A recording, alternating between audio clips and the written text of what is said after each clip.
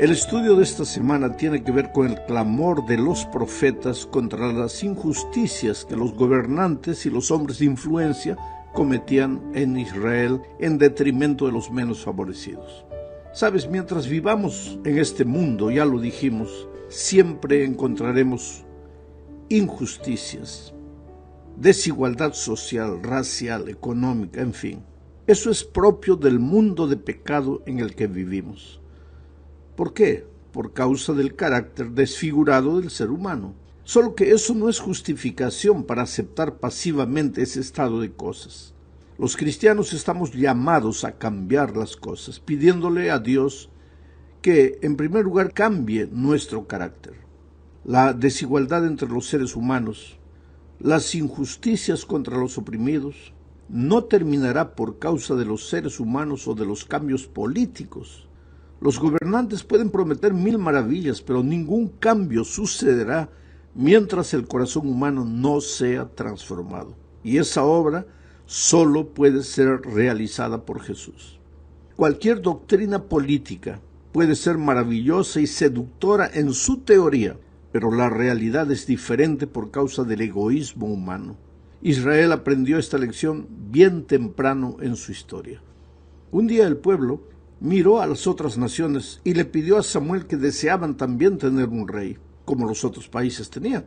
El pueblo de Dios no necesitaba un rey humano, porque Dios era el gran líder de su pueblo. Y Samuel, en nombre de Dios, les anunció lo que sucedería el día que tuvieran un rey. Eso está registrado en el primer libro de Samuel, capítulo 8, versículos 10 al 14. Samuel escribió lo siguiente.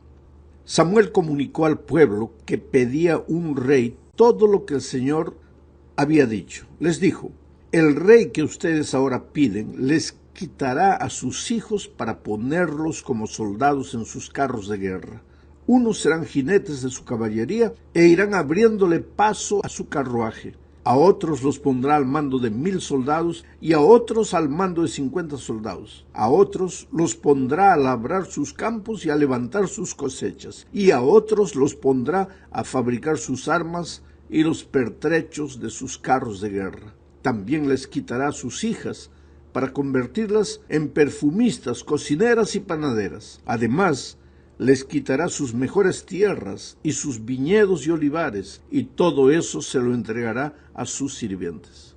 Y querido, así fue exactamente. Hubo en la historia de Israel reyes corruptos, perversos, malos, idólatras, en fin. Y el pueblo supo que ningún sistema de gobierno humano puede hacer justicia entre los hombres.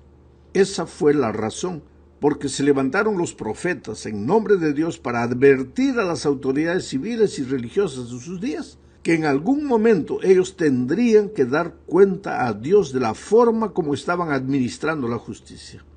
La sierva de Dios dice en el libro Los Profetas, en inglés, páginas 3 y 4, lo siguiente. Las cosas que horrorizaron a los profetas ocurren a diario, incluso en la actualidad, en todo el mundo. Su intensa impaciencia frente a la injusticia nos puede sonar a histeria. Nosotros mismos continuamente presenciamos actos de injusticia, manifestaciones de hipocresía, falsedad, indignación, miseria, pero rara vez nos indignamos o albergamos demasiadas esperanzas. Para los profetas incluso, una injusticia menor asume proporciones cósmicas. Esto es lo que ella dice. Y tiene razón. Por tras de toda la lucha, las luchas sociales, la injusticia, todo, hay una guerra silenciosa entre el diablo y Cristo. Siempre el diablo tratando de desfigurar el carácter de Jesús delante de los hombres.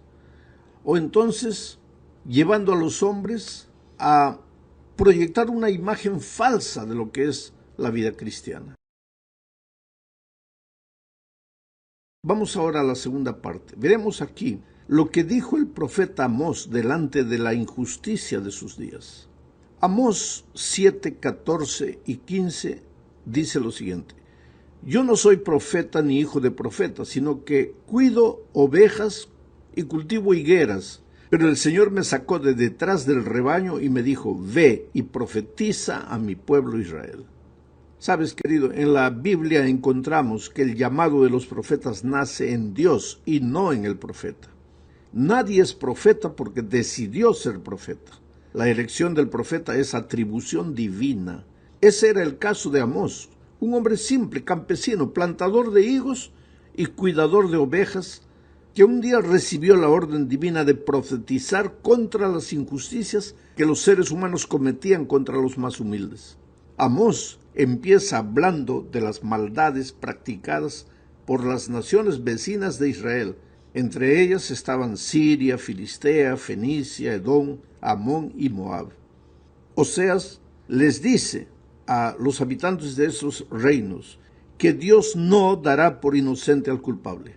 Les advierte que dejen de abusar de los menos favorecidos. A los filisteos, por ejemplo, les dice en Amós 1, 6 al 8 lo siguiente: Así ha dicho el Señor, por 3 pecados de Gaza y por el 4º no revocaré su castigo, por haberse llevado cautivo a todo un pueblo para entregárselo a Edom. Le prenderé fuego a la muralla de Gaza y éste consumirá sus palacios. Destruiré a los habitantes de Asdod y a los gobernantes de Ascalón. Descargaré mi mano sobre Ecrón y el resto de los filisteos perecerá. Bueno, esa fue la condenación sobre los filisteos. Bueno, al oír la condenación de los pueblos vecinos, es lógico que los israelitas no se sentían involucrados en ese grupo de gente mala, injusta, porque los israelitas eran como nosotros, que somos fáciles de ver la paja en el ojo del vecino, pero no vemos la viga en nuestro propio ojo. Sin embargo, Amós, después de profetizar contra las naciones vecinas, empieza a condenar la conducta equivocada de Judá, el reino del sur, y después contra el propio Israel, donde él se encontraba, el reino del norte. El mensaje de Amós es que todos un día daremos cuenta de la manera como administramos la justicia. Dios no hace acepción de personas y nosotros tampoco debemos hacerlo. Ahora, la injusticia no es propia de gente que no conoce a Dios. La injusticia también se practica entre los que dicen que aman a Dios. Esa es la advertencia. Si yo pudiera resumir el libro de Amós, lo resumiría en el capítulo 5, versículos 11 al 13. Mira lo que dice. Por lo tanto, y puesto que ustedes ultrajan a los pobres y le cobran impuestos por su trigo, jamás habitarán las casas de piedra labrada que han construido, ni beberán jamás el vino de las hermosas viñas que plantaron. Yo sé muy bien que ustedes son muy rebeldes y que cometen grandes pecados. Sé también que oprimen a la gente honrada y que reciben soborno y que en los tribunales impiden que los pobres ganen su pleito. Vivimos en tiempos tan corruptos que la gente prudente prefiere callar. Eso es lo que dijo el profeta Amós, y lo dijo para el pueblo de Dios. Esto tiene que hacernos pensar de qué manera todas estas cosas que Amós dijo se pueden ver de una o de otra manera dentro del pueblo de Dios. Porque al estudiar esta lección no es solo para decir Israel fue así, Judá fue así, o las naciones extranjeras de aquellos tiempos fueron así. Al estudiar la lección es para ver cómo lo que sucedía en ese tiempo sucede en nuestros días y cómo se puede corregir, cómo se puede cambiar el presente estado de cosas. Vamos ahora a la tercera parte de este estudio. Veremos aquí lo que Miqueas dijo sobre la injusticia. Leamos Miqueas 6, 8.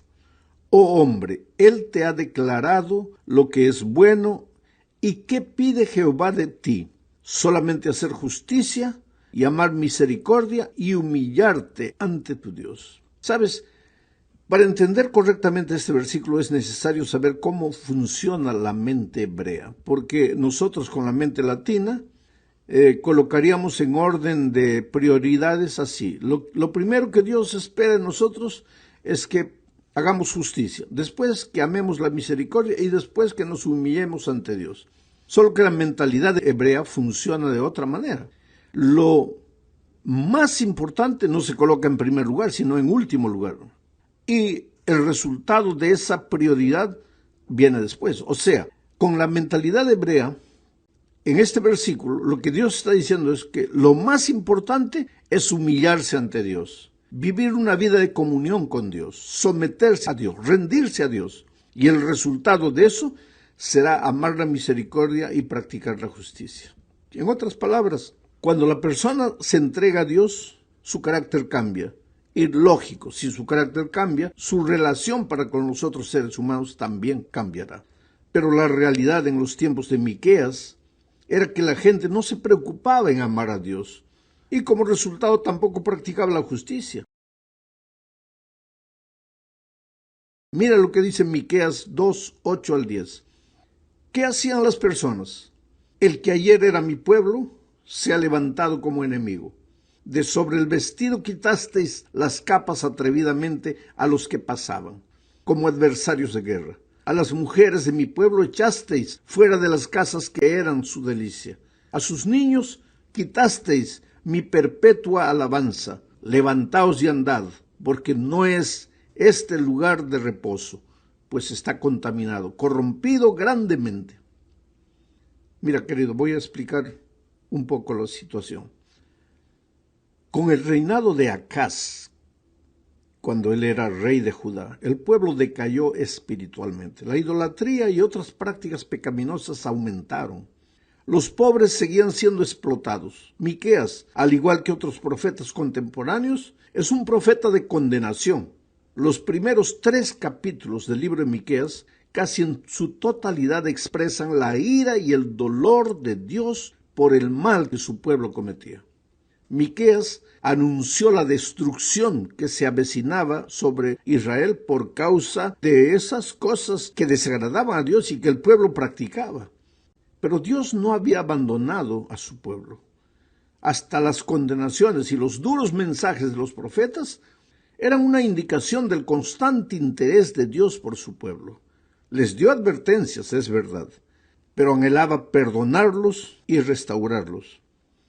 Sin embargo, el pueblo estaba tan preocupado con el ceremonial de las cosas que se olvidaban de ser espirituales. Y ese es el peligro nuestro hoy. Podemos estar tan preocupados en cumplir esto, guardar esto, seguir esto, pero nos olvidamos de ser hombres justos con las personas que pasan por dificultades.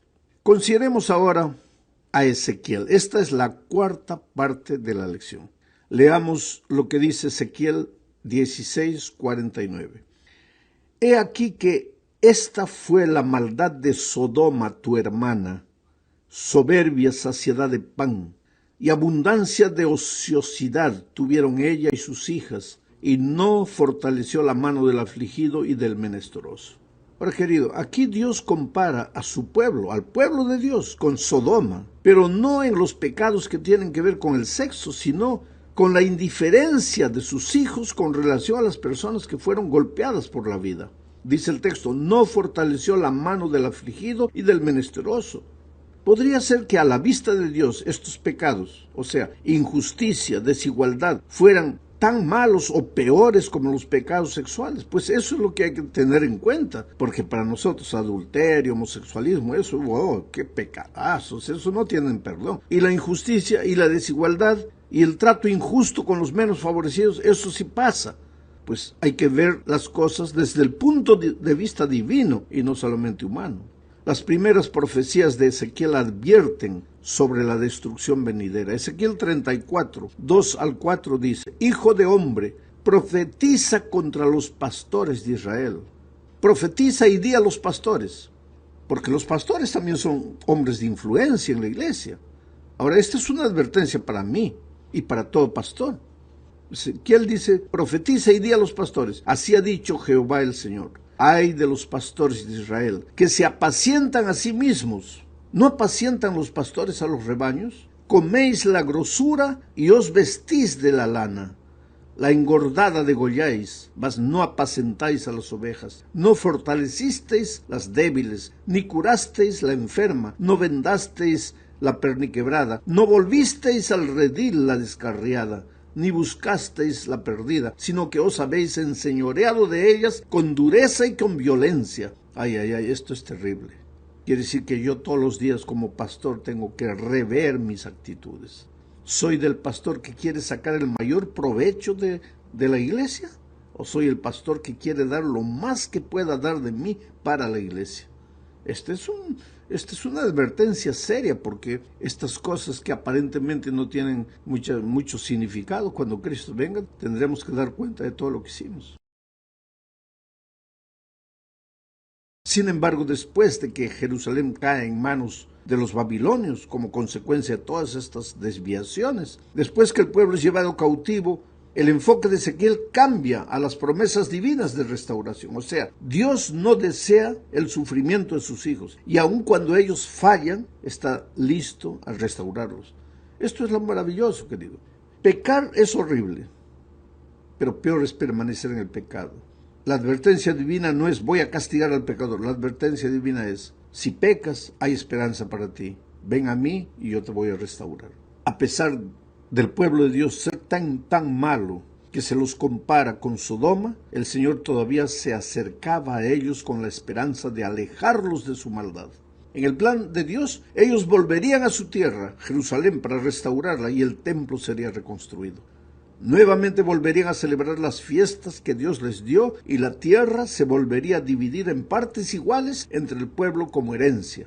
Pues aquí parece obvio que la intención de Dios era que el plan que tenía para su pueblo, que primero fue dado a Moisés y al pueblo de Israel, después de su rescate de Egipto, ese plan se reanudaría con el regreso de su pueblo del cautiverio. Esto incluía la preocupación por los miembros más débiles de la sociedad, como también por quienes podrían considerarse forasteros. Este siempre fue el plan de Dios, justicia en medio de su pueblo. Llegamos al fin de este estudio mencionando a Isaías. Isaías 1, 15 al 23 es un texto que tiene que hacernos pensar. Cuando extendáis vuestras manos, yo esconderé de vosotros mis ojos, dice Dios. ¿Por qué?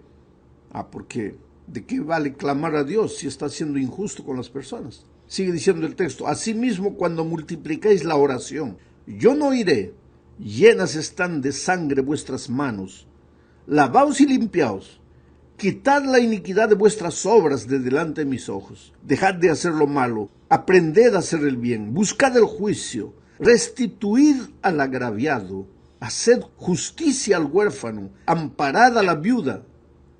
Ahora, si tú no haces esto y extiendes tu mano para pedir la bendición de Dios, ¿cómo te va a bendecir Dios? Eso es lo que Isaías está diciendo. Y continúa, venid luego, dice Jehová, y estemos a cuenta. Si vuestros pecados fueren como la grana, como la nieve serán emblanquecidos. Si fueren rojos como el carmesí, vendrán a ser como blanca lana. Si quisiereis y oyereis, comeréis el bien de la tierra. Si no quisiereis y fuereis rebeldes, seréis consumidos a espada,